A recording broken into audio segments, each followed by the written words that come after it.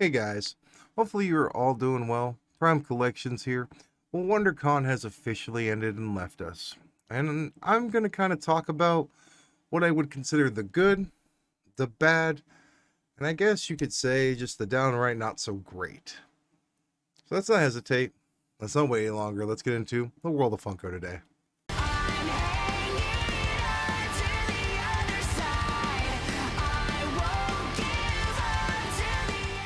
So let's get into, I guess, first off, the bad of, this convention. For me, things that I was hearing about and seeing were people were having to wait in lines for long times. People were not able to get certain pops. Once again, the convention had issues with sticker issues where multiple pops were showing up without stickers. I have yet to see a Trafalgar Law with a WonderCon actual sticker. Apparently, Funko is allowing people to mail them to get those stickers sent out to them. But how is it that you advertise and know something annually as a calendar year event and you don't have this in place? This is something they've known about that they do every year. Why does this keep happening? Is it because the pops are showing up without the stickers on them and they're doing them there? And if so, why isn't there better planning on that front? Also, I was hearing stories of people who were supposedly only able to get one per person. One pop per person per event exclusive. However, there were several stories of people cutting in line, getting multiple copies of pops, getting multiple copies of very limited pieces, and that's not right. How is it that every single convention this continuously happens? I don't know, and I feel bad for the people who participate in this, who traveled the distance, who paid for the tickets, who paid the fees for the hotels, who tried to make sure that they were going to have the best possible experience, and had to deal with this. And it sucks. I wouldn't say that there wasn't anything that was too, downright not great, but I will give an accounting from a person that who is a friend of mine of their experience. And it says WonderCon was quite a story. Long story short, me and the fiance didn't win the lottery to get in the Funko booth and did the standby line. We waited for 3 hours and finally got in. About 8 people left before we could buy. They somehow lifted the limit of 1 to 4, and some guy with his family of 5 quotation marks bought the rest of the Eustace kids and Freddy clowns. Lost sold out earlier. So as you can see there, that is just one accounting of somebody who was there in person, and it doesn't have a very good connotation. There are limitations and things that were set up in place that we, as people who don't go, have to abide by according to Funko's website. Now imagine if you go in person and you're seeing this kind of stuff. Yeah, I understand that, this is going to happen, but how is a company who has all these things set in place, these securities, these measures, all these things done, let these kind of things occur? And I just don't get it. And it's just one of the things that I don't like about these conventions, because these are things that we constantly have to sit here and talk about. I can't just turn a blind eye to this as a Funko collector. I'm going to acknowledge this because I hate seeing it. It's not me hating on anyone. It's the fact that things aren't being done to ensure that this doesn't continuously happen. I understand it's going to happen a couple times here and there, but how does it keep happening? That's my question. I'm going to veer now, guys, from the negative and move towards the positive. One of the positives that is always of WonderCon or these conventions is they always have a string of reveals. Things that are very cool, that get shown off to the public, that are eventually going to be things that are going to be released later on this year that we get to look forward to. So first of all, we had the Bitty Pops. They had a few different variations of these. We had a Teenage Mutant Ninja Turtles one. We had a DC one. And we had a Princess one. And these were just some of these that were going to be shown off, and they'll probably have other different franchises be shown off in the future. And I'm not big on the Bitty Pops, but they seem to have been quite a hit with the Funko community, so it'll be interesting to see what they do Bitty Pop going forward. They did also announce from their celebrity wing, their Hall of Fame celebrity wing, Bob Gurr. He is actually the CEO of Disney, and it's very interesting to see that they have him here. And or I think he's a former CEO, I don't know exactly, but it's very, very interesting to see that. And it was cool because, you know, he's done a lot when it comes to like kids movies. Next up, we had some sodas announced, and I've kind of cut back on collecting my sodas as much because I've kind of figured out what I really want to collect, but I still think the sodas are very cool.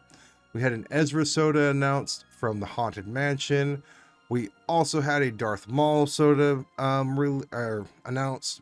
We had a Reyes soda from Raya and the Last Dragon. We had a Leia soda, and we also had a Stitch soda. All these are very well done. I think that they're each, you know, representing different franchises. You get a couple Star Wars things in there, and in general, I think you'll be very happy if you were to pick up any of these up. Plus, it looks like they're still going to be having those limited piece counts, and people were wondering about that, but looking at these here, they do have limited counts on them. We also had some WWE stuff that was announced that's released actually for pre-order over Entertainment Earth today.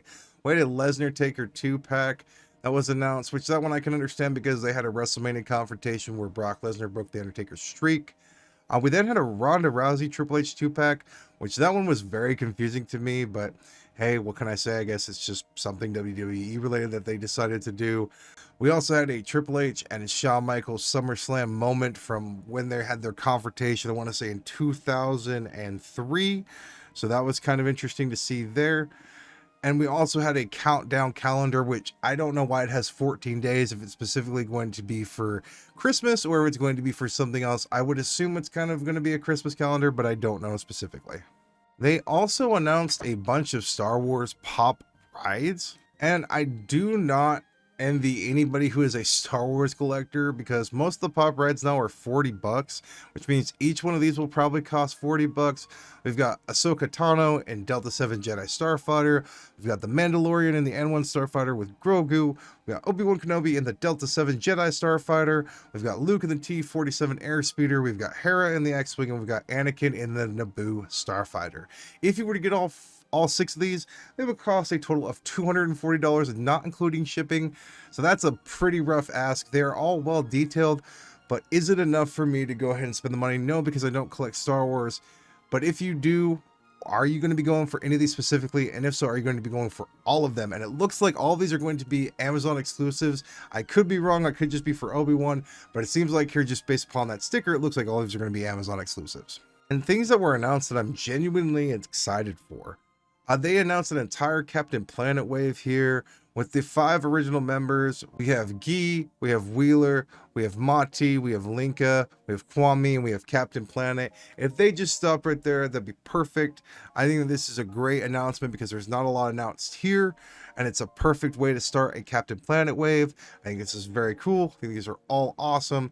And this is something that I grew up with around my childhood. To see these announced was very, very sick. And of course, they once again hit my pockets because they announced 2 waves of anime that I am excited for and I will be getting. One is we have the next announcement of Demon Slayer, and we're going to try to get through these as quickly as possible while still showing them off because they are very sick.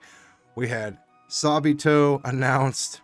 We had Susamaru with a chase. We had Tamayo announced. We had Yahaba with a chase. We had Yushiro announced, we had Hotaru, and we had Genya. All of these are very, very sick and well done. I will be trying to go for the chase variants for my girlfriend because this is something she does collect. I will be going for all of these. These are all extremely well done. These are all different characters that we have not had yet.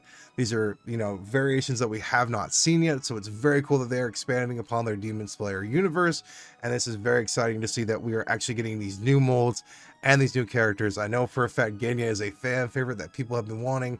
I really like to chase for Yahaba. I think these are all very well done and it's very, very exciting. And I think probably the biggest announcement of this entire WonderCon for I guess a lot of people, me specifically, because this was something I grew up with as well, was we had a full Trigun announcement that is based off of the original Trigun anime.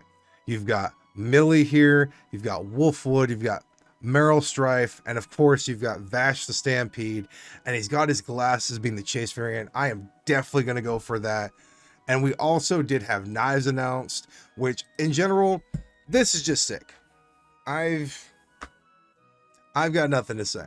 This will be something that when it's announced, I don't care where it is, I will be going for. I will be trying to get that Vash chase because I think it is one of the coolest looking figures of the year. It is my standout of these announcements. I think it is amazing. I think all these figures are well done, and I will definitely be going for each of these because this was not expected, and I'm very excited for these. This is extremely cool, and this just hits right in my nostalgia because this is something that I grew up with, and Adult Swim, Toonami, that was my time. So I'm very excited to see these. But yeah, guys, that's going to do it for me today. Just want to talk about my WonderCon feelings as we head out of that and we move forward into things in the world of Funko. Don't forget, tomorrow is going to be that Hanna-Barbera Series 2 NFT drop. It goes live at 11 a.m. Pacific time, 2 p.m. Eastern. So I will be trying to participate in that. And hopefully I'll have some packs to open here for you guys tomorrow. So thank you so much for sticking around through the entire of this video. I truly appreciate that. If you wouldn't mind doing me 2 small favors before we go, if you wouldn't mind please liking this video and subscribing to my channel, I truly appreciate that. And as always, I will see you guys later.